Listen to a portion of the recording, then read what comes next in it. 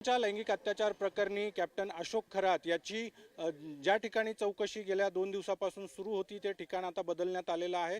सुरुवातीला नाशिकच्या crime branch unit 1 मध्ये अशोक खरात याची चौकशी केली जात होती आणि त्यानंतर मग नाशिक पोलिसांचा क्लब असलेल्या हिमांशू या ठिकाणी गेल्या 2 दिवसापासून एसआयटीचं पथक तळ ठोकून होतं आणि याच ठिकाणी अशोक खरात याची चौकशी केली जात होती। काल देखील जवळपास 7 तास याच ठिकाणी अशोक खरातची चौकशी करण्यात आलेली होती। त्याचे जबाब घेण्यात आलेले होते। महिलांच्या लैंगिक अत्याचार प्रकरणी अशोक खरातवर एसआयटीच्या अधिकाऱ्यांनी प्रश्नांची सरबत्ती केलेली होती। त्याचे जबाब देखील नोंदवून घेतले जात होते। मात्र आज अचानक काही वेळापूर्वी आता एसआयटी चौकशीचं ठिकाण बदलण्यात आलेलं आहे आणि या ठिकाणी जी काही या सगळ्या प्रकरणाची महत्त्वाची कागदपत्र होती, महत्त्वाचे दस्तऐवज होते, ते सगळे दस्तऐवज घेऊन एसआयटीचे अधिकारी काही वेळापूर्वी या ठिकाणाहून बाहेर पडलेले आहेत आणि आज आता अशोक खरात याची चौकशी अज्ञातस्थळी केली जाणार असल्याची माहिती मिळते आहे। आज अशोक खरात याच्यासोबत त्याचं जे ईशान्येश्वर मंदिरातील पुजारी आहेत, त्यासोबतच मिरगावच्या फार्म हाऊसमधले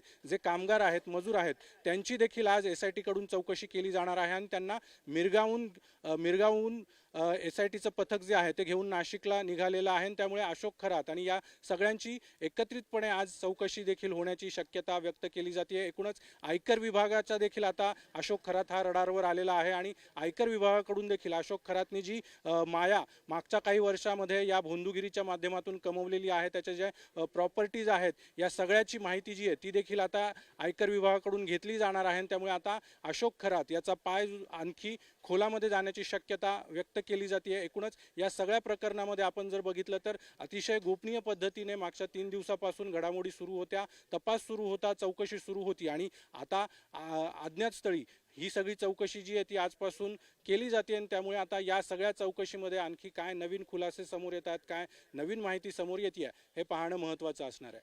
कॅमेरामन प्रवीण काळबांडेसह अभिजित सोनवणे, साम टीव्ही, नाशिक।